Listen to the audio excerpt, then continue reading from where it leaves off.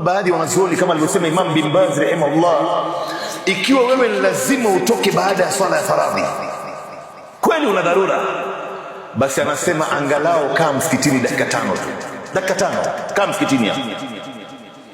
Sasa wewe leta ile dua ambaye malaika wanamuombea mtu alokaa msikitini baada ya swala na kabla ya swala, ilete kwa muda wa dakika 5. Seti alamu yako, uhesabu kwa muda wa dakika 5 umeileta mara ngapi. Rabbi Allahumma ighfirli, Allahumma arhamni, Allahumma ighfirli, Allahumma arhamni. Ndio malaika wanamwambia Mwenyezi Mungu, Rabbi ighfir, Allahumma ighfir lahu, Allahumma arhamhu. Kwa dakika 5, sio chini ya mara 500. Malaika wamekuombea dua mara 500.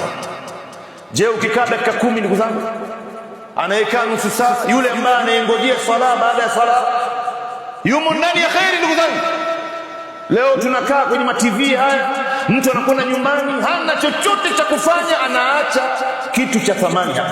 Kuna mzee